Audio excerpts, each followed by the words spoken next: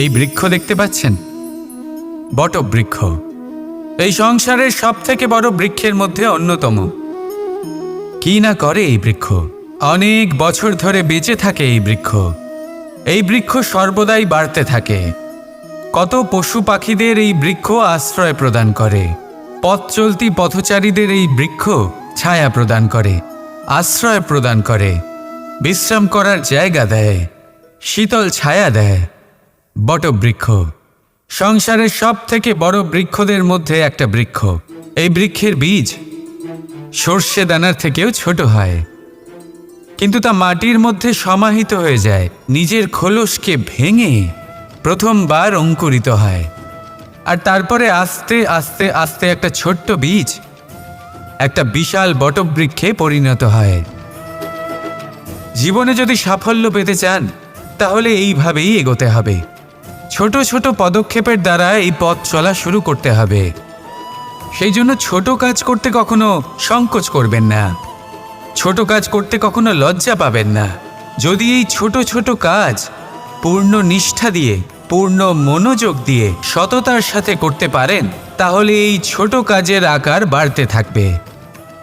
তাই কাজগুলিকে কাজের মতোই দেখতে শুরু করুন। ছোট কাজ বা বড় কাজ এরকম ভাববেন না। তাহলে কর্ম করতে থাকুন। জীবনে আপনার অস্তিত্ব বটবৃক্ষের থেকেও বড় করে তুলুন। তাহলে আসুন আর আমার সাথে ভালোবেসে বলুন, রাধা রাধা। কর্ম এবং ফল। মানুষের স্বভাব হলো এটাই যে তিনি নিজের প্রত্যেক পরিশ্রমের প্রতিফল প্রার্থনা করেন। বেশিরভাগ সময় এই ফলাফলের চিন্তা করতে করতে, কল্পনা করতে করতে উনি কর্ম করতে থাকেন, যে আমি এই কাজটা করলে এই ফল পাবো।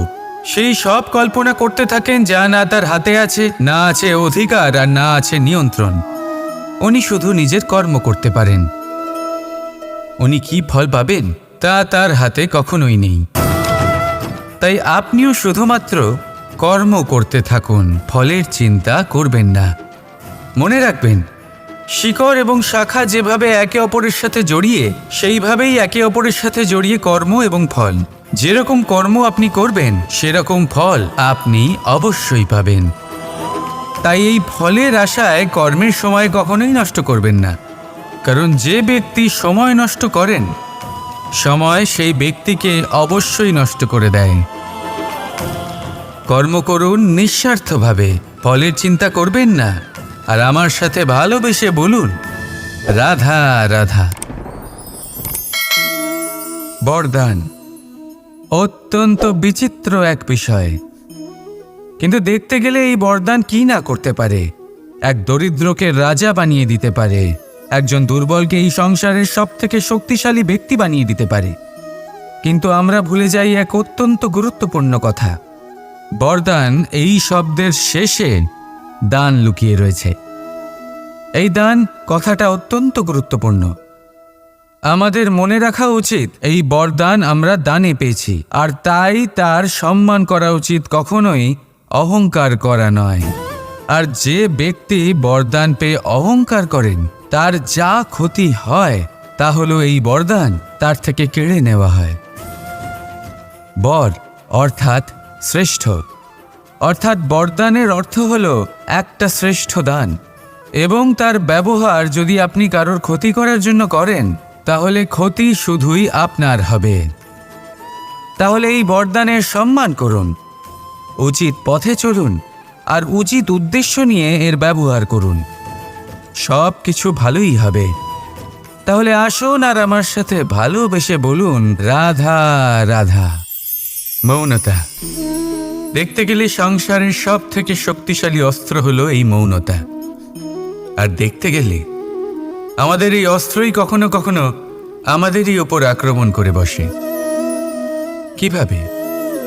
অনেক সময় আমরা আপনদের দেখে, তাদের অনুচিত কার্যকলাপ দেখে, অনুচিত কথা শুনে চুপ করে থাকি, ভেবে নিয়ে আমরা যেন কোনোভাবে তাদের আঘাত না করে ফেলি, দুঃখ না দিই, ক্রুদ্ধ না করে ফেলি, ভেবে নিয়ে এই সমস্যা এড়িয়ে যাবে।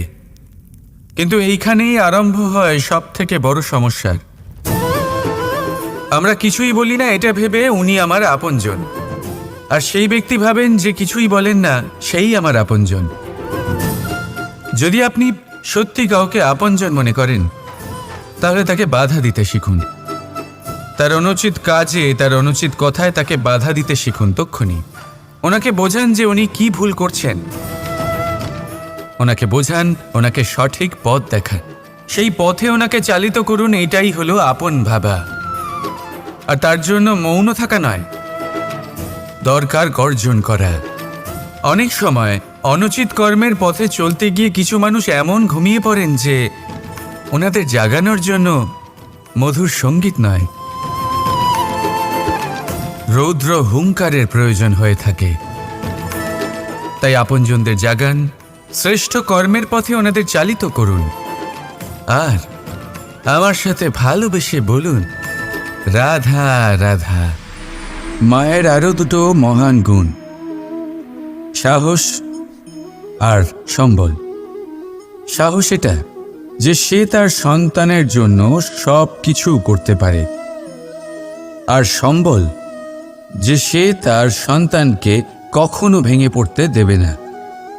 একবার ভেবে দেখুন, যখনই আপনি আহত হন, চিৎকারের আগে মায়ের নাম কেন আসে? ভেবে দেখুন, যখন আপনার শক্তির প্রয়োজন পড়ে, সাহসের প্রয়োজন পড়ে, সামনের পথ আপনি দেখতে পাচ্ছেন যা অত্যন্ত কঠিন মনে হচ্ছে, তখন মুখ থেকে মায়ের নামই কেন বেরোয়? কারণ মা আমাদের সাহস যোগায়, মাই আমাদের ভরসাও যোগায়। মা জানেন কি করে আমাদের আঙুল ধরে আমাদের হাঁটতে শেখাতে হবে। মা এটাও জানে যে কিভাবে কান ধরে আমাদের সঠিক পথে নিয়ে আসতে হবে। এই রকম সাহসী মায়েদের আমার শত কোটি প্রণাম। রাধা রাধা।